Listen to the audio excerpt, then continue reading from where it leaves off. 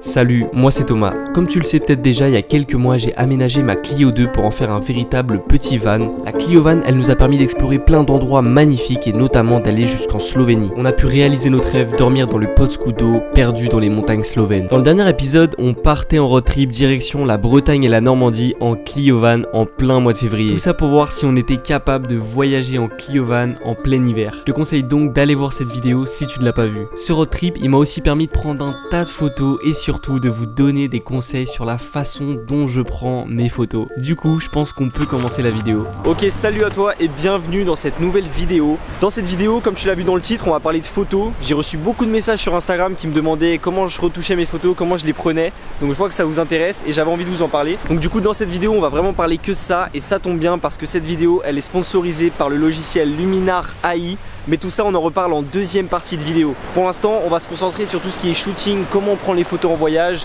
Et du coup, le but, ça va être de profiter de ce voyage en Clio Van, en Basse-Normandie et en Côte d'Armor, en Bretagne, pour prendre de magnifiques clichés qu'on retouchera ensuite ensemble sur Luminar AI.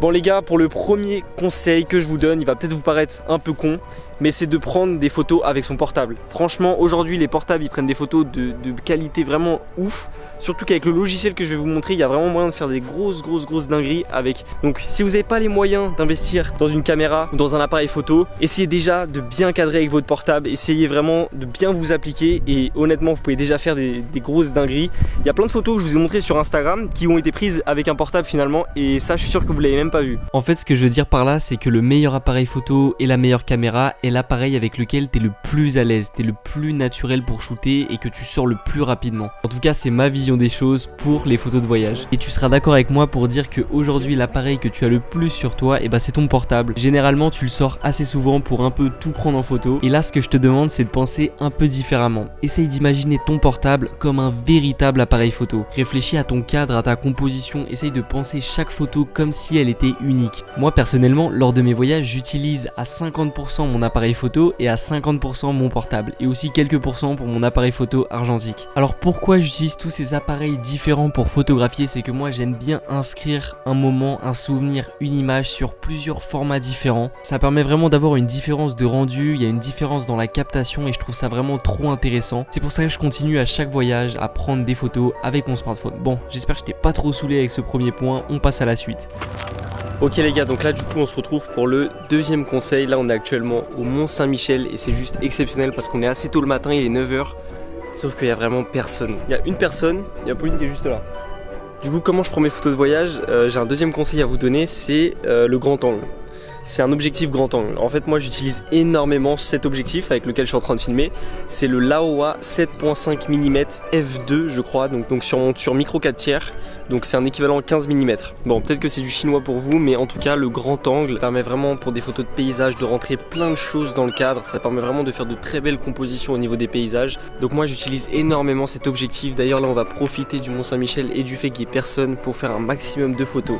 Vraiment cet objectif grand angle je m'en sers beaucoup, voire même un peu trop, c'est un peu mon option de facilité. Je te l'ai d'ailleurs présenté en détail dans ma vidéo de présentation de matériel, va la voir si ça t'intéresse. Je te conseille pas cet objectif en particulier, même si je l'aime beaucoup, mais vraiment d'avoir un grand angle en voyage, c'est vraiment une facilité pour prendre de belles photos. Les gars, là on est arrivé à un putain de spot photo, c'est le cimetière de bateaux de Kelmer, je pense que vous l'avez vu dans l'autre vidéo, et on va en profiter pour prendre là les photos.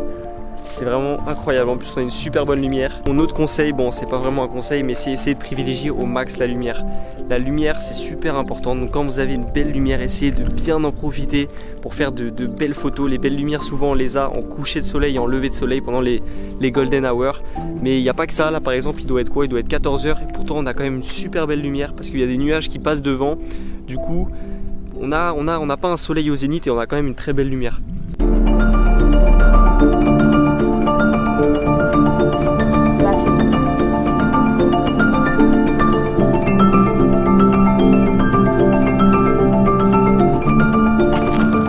Je vais profiter de ce spot pour te donner d'autres conseils sur comment nous on prend nos photos en voyage. C'est un accessoire qu'on utilise énormément et que je suis en train d'utiliser en ce moment même. Bon il fait super franc, je suis désolé. C'est le GorillaPod. ou aussi tu peux aussi utiliser un trépied de voyage.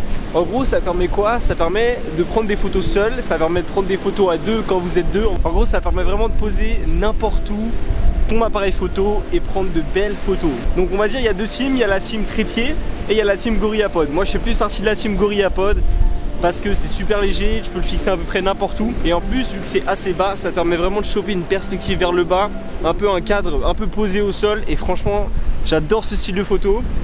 On va essayer d'en faire un maximum. Alors voilà les gars, j'espère que ces petits conseils exhaustifs durant ce voyage vous auront plu. J'ai essayé de prendre note de plein de petits conseils durant ce voyage qui pourraient vous aider. Et c'est la façon dont je prends mes propres photos durant les voyages. Je ne me considère pas du tout comme photographe, mais plus comme un passionné ou comme un vidéaste qui aime prendre des photos durant ses voyages. Et du coup, dans cette deuxième partie de vidéo, on va passer à la phase retouche sur mon PC avec le logiciel Luminar AI. Alors Luminar AI, c'est un nouveau logiciel de retouche qui est développé par Skyloom qui utilise l'intelligence artificielle. Donc quand Skyloom est entré en contact avec moi pour faire cette vidéo en collaboration, je me suis dit que ça pouvait être une bonne solution pour tous ceux qui me demandent comment tu fais pour retoucher tes photos sur Instagram. Donc j'ai découvert le logiciel et franchement j'ai adoré, donc j'ai hâte de vous montrer ça. Du coup on passe directement sur le PC. Donc là je viens d'ouvrir Luminar AI, donc là on peut voir qu'il y a toutes mes photos du dernier road trip quoi, en Clio Van. J'ai tout importé d'un coup, je me suis pas pris la tête, donc il y a un total de 325 photos. On a tout mélangé, comme je vous l'ai dit, j'ai bien utilisé mon portable et mon appareil photo pour prendre des photos. Donc là je vais choisir une première photo. Ok, donc pour la première photo, j'ai choisi cette photo. Je pense qu'elle a vraiment un gros potentiel. Vraiment, il y a moyen de faire de belles couleurs sur cette photo. Alors c'est parti, on va commencer par le premier onglet, qui est l'onglet amélioration automatique, donc qui utilise l'intelligence artificielle. On va voir ce qu'il nous propose. Franchement, c'est plutôt pas mal. C'est pas ce que j'aurais fait, mais c'est plutôt pas mal. On a aussi un onglet embellisseur de ciel qui va en fait voilà, baisser les hautes lumières automatiquement sur le ciel pour vraiment faire ressortir tous les détails dans le ciel. C'est pas mal, mais là, je vais essayer de le faire vraiment manuellement. On va commencer par composition. On va essayer de recadrer l'image. On va se mettre en 4/5 pour un format Insta. Je vais essayer de placer le sujet un peu plus près du croisement de la ligne des tiers. Au niveau du cadrage, de la composition à l'œil, ça passera mieux. Donc on va faire comme ça. Ça, je trouve ça plutôt pas mal. On peut quitter l'onglet composition. Ensuite, on va aller dans lumière, donc pour les premières retouches de base. Alors on va augmenter un peu la température parce qu'on est en coucher de soleil, donc pour avoir une plus belle couleur. Voilà, on va se mettre à 11. Du coup, au niveau des hautes lumières, on va les baisser pour voilà, donner plus de détails dans le ciel. Donc à peu près comme ça, c'est bien. Ce que j'aime bien faire moi, c'est augmenter les ombres. Là, cette fois-ci, je vais baisser le contraste. Déjà, je commence à avoir des couleurs que j'aime beaucoup et je vais augmenter un petit peu l'exposition générale de la photo. En 4-5 slider, on est passé d'une photo assez fade avec des couleurs qui ressortaient pas vraiment à quelque chose de beaucoup plus coloré, de beaucoup plus pastel. Ça, c'est des couleurs qui me plaisent beaucoup. Ensuite, je vais aller dans l'onglet couleurs. Du coup, on va aller dans saturation et là, on va pouvoir augmenter la saturation de chaque couleur précisément dans la photo. Par exemple, si j'augmente la saturation du cyan, on peut voir que le cyan, c'est cette couleur qui est ici. C'est vraiment un petit détail, mais on va vraiment l'augmenter à fond. Je vais pouvoir augmenter le bleu, pas trop parce que voilà, après ça fait vite un peu trop bleu fluo, mais on va l'augmenter un peu comme ça. Il y a aussi le rouge de mon survêt que je peux augmenter. On va pas l'augmenter à ce point-là, mais on va l'augmenter un peu pour vraiment que ça ressorte. C'est vraiment un petit élément qui ressort bien. Et du coup, le jaune du sable aussi, pourquoi pas le faire ressortir. Donc là, moi, je trouve qu'on a déjà une belle photo. Et une belle photo avec de belles couleurs. Attendez, je mets un petit avant-après, avant-après. Là, ce que je vais faire, le seul petit détail que je vais rajouter sur cette photo, c'est rajouter un peu de grain pour rajouter ce petit côté un peu argentique, photo à l'ancienne. Donc on va rajouter un petit peu de grain. Vous voyez que ça monte très vite, donc on va en mettre un petit peu. On va en mettre voilà, moins de 10, on va en mettre 7. Et je vais réduire leur taille pour qu'ils soient vraiment plus fins. Et je vais réduire leur cassure aussi. Donc voilà, là j'ai ma photo finale. Franchement, j'en suis très satisfait. Elle me plaît vraiment beaucoup. Et du coup, on va pouvoir passer à une deuxième photo. J'aime beaucoup cette photo. Elle a un côté POV où on voit le drone, on voit en même temps la manette. On dirait vraiment que la photo a été prise sur ce que je voyais. Et j'aime beaucoup ce style de photo. Tout d'abord dans l'onglet composition, où comme d'habitude, on va replacer l'horizon à peu près droit. Et ça permet vraiment de mieux passer à l'œil. C'est des petits détails mais qui sont très importants. Et je vais un peu plus centrer mes pieds. Et donc voilà, on peut quitter l'onglet composition. Ok, à partir de cette photo, pareil, on va lui appliquer des petites retouches au niveau de la lumière.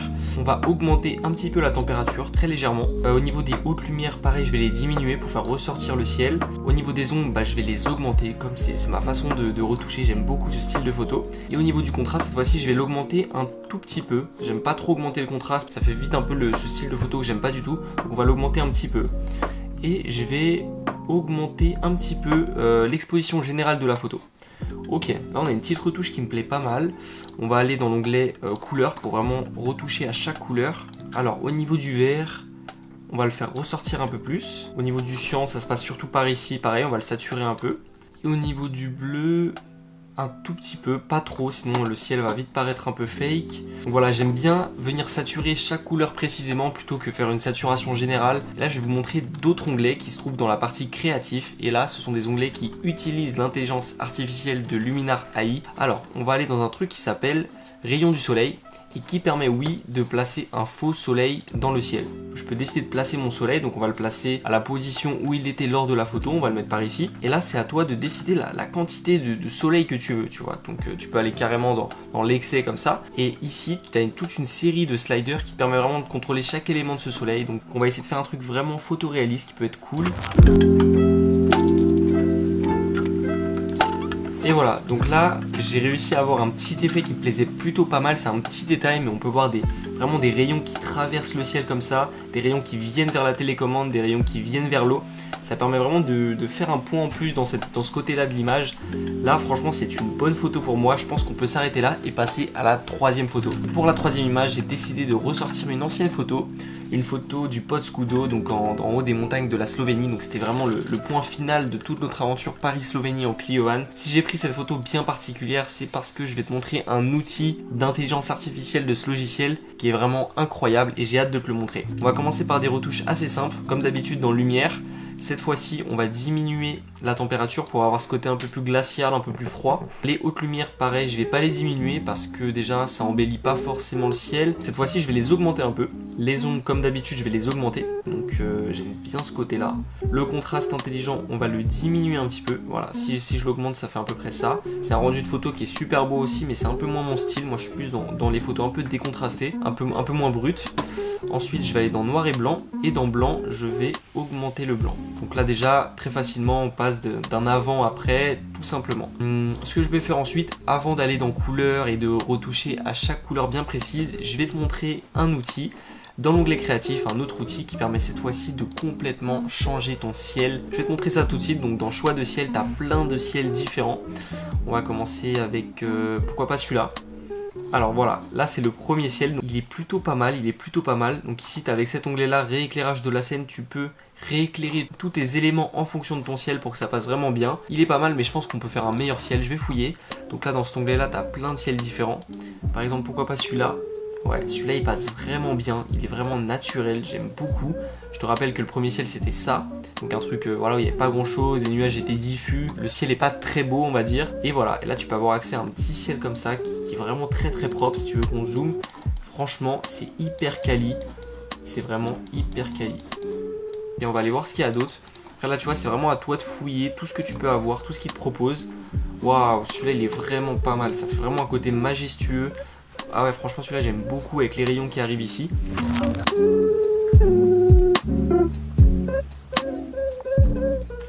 Ok, bon, j'ai fait plusieurs ciels, hein, j'en ai cherché plusieurs et honnêtement celui-là il me paraît super bien, il est naturel, il dénature pas trop la photo de base.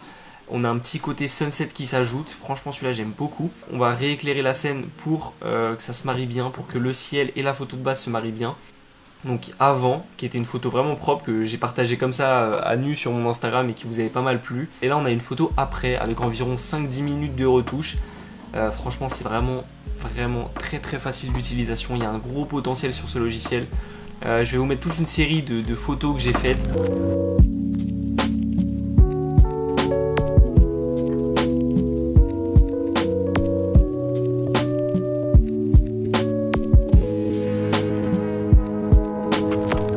Alors je sais que ça peut faire des débats, tout ça, de modifier le ciel sur certaines photos qui n'avaient pas de base. J'avoue que moi je prends pas trop parti, je voulais juste voilà, vous montrer ce logiciel et toutes les possibilités qui peuvent en découler. Bon, je pense que vous me connaissez dans mes vidéos, moi je préférerais toujours aller à 6 h du mat et voir un vrai lever de soleil parce que une photo c'est pas qu'une image, c'est aussi le souvenir d'une aventure, d'un voyage, d'un moment, du fait qu'on s'est levé tôt pour aller chercher cette image ou qu'on s'est couché tard. Mais voilà, c'est des outils qui peuvent être à disposition et je voulais vraiment vous montrer ça. En tout cas, on peut dire que c'est la fin de cette vidéo. J'espère qu'elle vous aura plu, c'était un format un peu différent. On était plus dans une forme de tutoriel, donc j'espère que ça vous a plu. N'hésitez pas à aller voir le lien dans la description si vous êtes intéressé par le logiciel Luminar AI. N'hésite pas à lâcher un like si cette vidéo t'a plu, n'hésite pas à laisser un commentaire si tu as des questions. N'hésite pas à t'abonner pour voir la suite de l'aventure et nous on se dit à la prochaine pour une prochaine aventure.